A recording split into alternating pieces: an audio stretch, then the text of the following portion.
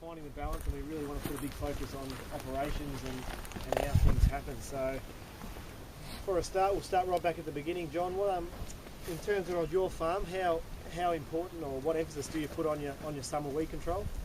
When does your summer weed control start, and in terms of how many times would you have gone around the farm?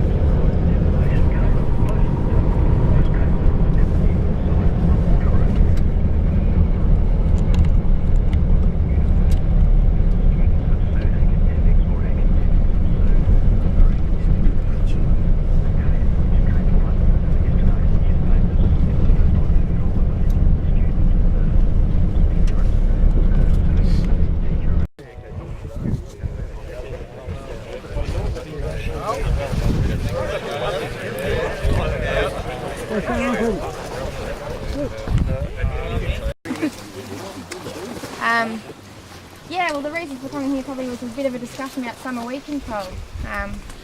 It might not be very obvious now, but earlier on in the year it was very obvious as to... Very noticeable. Yeah, summer weed control that was done on time as opposed to later summer weed control, and the effect that actually had on the establishment of this particular canola crop. What actually happened here, Kerry? Give us a bit of a rundown. We'd sprayed about half the paddock and done a strip around this side and got heaps of rain about mid-January and just couldn't get on the paddock for quite a few weeks. There was a lot of water lying out there, and just the weeds got going. And also this section was barley last year, late harvested. I think early January we finished harvesting. A lot of grain on the ground, so build up of mice. We did bait that twice, made it again about a week ago with the plane. But I see there's a little bit of mice damage here. We're doing our best to keep on top of them, but it's been difficult. Is it a contractor? I don't know. Is it a better boom? I don't know. Is it more labour? I don't know. It's probably a combination of all those things. We're all in different scenarios, but I think the key message is we're still learning how important it is for effective summer weed control. I don't think it's actually just moisture either. Moisture is one aspect of it. But what happens when heliotrope grows for 10 days? What happens to that bit of moisture there? Carl? It's gone, isn't it? What happens when that moisture's gone? Germination. Yeah, germination. But what actually is happening at the time when there's no moisture? There's nothing happening, is there? So the engine room of the soil's not mineralising nitrogen. We know how important nitrogen is and how much it costs. So if the heliotrope's tugged on that water, it's taken it out, the engine room's turned off for mineralisation. The moisture's kept there, the engine's still ticking over, nitrogen's accumulating. It's available for our next crop.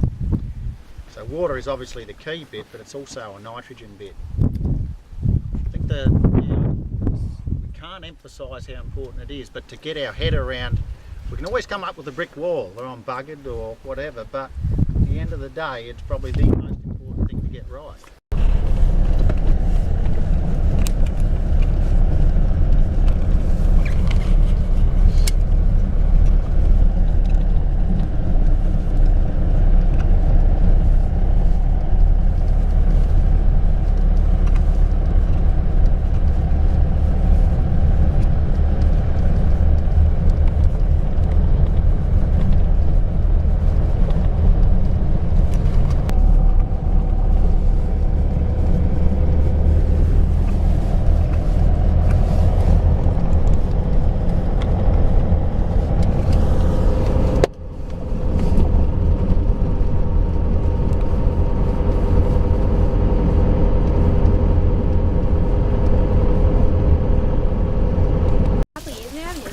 Second year growing them? Yeah. And had a bit of success with them, haven't you? Yeah, they were good last year, and so far so good. They're all right at this stage. So. They had the wet harvest, worrying them, Pete? We did it before it rained. Okay. Oh, before major rain. Yeah. Major rain. Yeah. So they had a little bit. Well, the paddock you drove through was where they were last year. Yeah, okay. Yeah. good crop. So you were able to harvest this before the rain, this paddock, last year? Yes. Yep. This one we did. It was barley. Yeah, just. Right. I reckon. Yep. So So mice weren't a big challenge in this paddock. a lot of this got flooded. Because that's got Tyrrell Creek there. Yeah. And I think that probably took the enthusiasm out of them staying here. Yep. So pretty wet. So What rate of fertiliser, Pete? none. None. No fertiliser? So dry inoculant or slurry? Slurry this year, dry last year because Dry it was last just damp enough to. Yeah, okay. Wet when you sowed. That was a touch. We didn't know which way to go. But So you would make that decision based on that, would you, Pete, in the future? Dry or slurry? with Snuffy and Beck's advice, they sort of said, "Oh, use a slurry." They thought it was damp enough, so Okay. I did. So if it's dry, you would still sow them early? Yeah, I used the dry inoculant last year. And sowed them what sort of date you would sort of work on normally? It was end of April, I think. End of wasn't it? April. Yeah, I think it was about the 28th or something. Yeah. 22nd of April. Oh, 22nd, really? Yeah. How did the dry inoculant just out your fertiliser bin, was it? Yeah. Last year. Yep.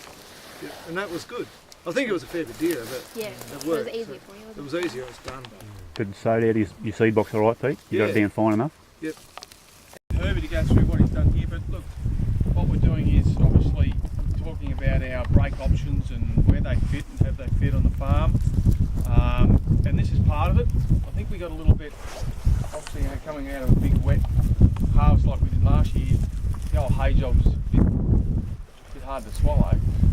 But I think we've still got to keep that as a great tool in terms of certainly resistance management, grass management, also risk management. So I'm just going to get Herbie to talk about why he's done it here and some of the operational side of things that he's his timing of sowing and where he sees this as part of his program compared to the green manure as well. Okay, Herbie? Yeah, well, obviously this is not going to be a bloody highlight of the trip.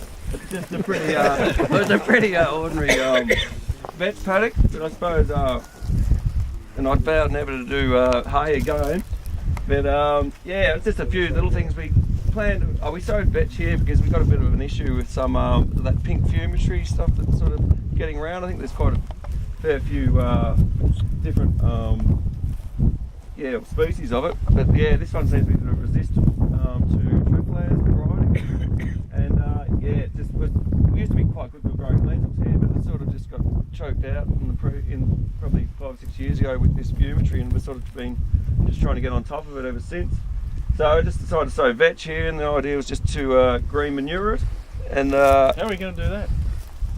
Green manure it? well, just what do you mean? We're going to spray it? Yeah, just spray it out. But were you going to chop it in, or were you? Well, I've actually got used to a coil packer, one of those old coil packers, and I was going to lay it all flat and then just run the coils over it. And I thought if I could get it to put a crimp in it probably every 6 inches, it would break down a lot quicker as well. So that was going to be the aim, but I got approached by someone to sort of just buy it sort of standing with no out-of-pocket expenses. And I was sort of helping him out as well, I suppose. But yeah, some of the things we sort of noticed during the year, like they were old heteros. We've got a contractor in the harvested east, west, and yeah, they stood out right until the day we cut it. And yeah, we also had a couple of escapes from of ryegrass after it had select and verdict on it. So we just decided to, I bombed it all out with a couple of layers of Roundup, and then we just cut it all. So hopefully get a good clean up, and also yes, hopefully store a bit of subsoil moisture.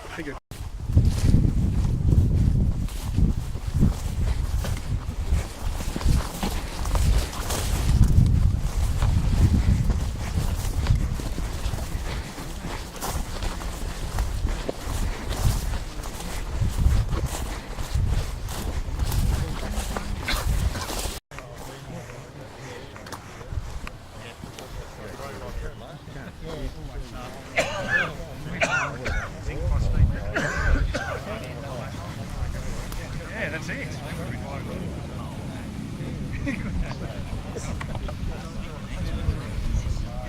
Explained, or you've seen newsletters, Dodgshun Medlin have invested fairly heavily the last 2 years in R&D, and this is just one aspect of our R&D program, the national variety trials for the Victorian Mallee. So basically what we've got here, we've got probably 8 barley trials, 9 wheat sites, and 3 different pulse sites spread eagle right around the mallee. So it gives us a bit of an idea of up and coming new release varieties, not just in barley and wheat, but in all pulse crops such as lentils, chickpeas, field peas, and the canola varieties as well. So we're very excited to be involved in this national program. It's a high profile program that goes to all states of Australia, bar the Northern Territory. So to be involved in this GRDC funded program, we think it's a real feather in Dodgshun Medlin's cap. So I've been involved with DPI trials in terms of national variety trials for quite a few years before I joined Dodgshun Medlin, and to get an opportunity to be involved in I call it cutting edge research from all the different breeding programs from Australia wide is, I think, is tremendous. All the varieties here will be imminent in terms of release. So what varieties here will be released in the next 2 years, giving quality tests, given yield results, giving disease tests on most of these varieties this year. So I'm not saying that these are going to be the next new releases in terms of yippie replacements, but they're at the end of their breeding program. So this year and next year is their last chance to either be released or to be culled. So to get, generally breeders say it takes around that 12 years by the time they cross a variety until it's released, and most of these varieties have been in the program for about 10 years now. So, and that's basically the lifespan of a new variety before it's released. So pretty exciting to get to varieties into the Victorian Mallee at this trial stage, and imminent release within a majority of these varieties over the next year or two, whether they're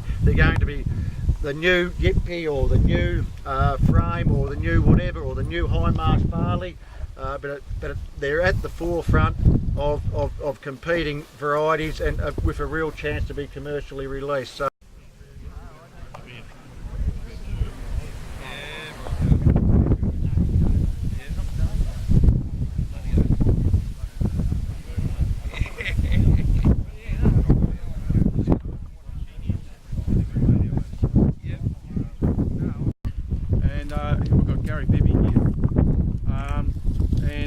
ask Gary a few questions. Gary, how many acres are you cropping here, mate?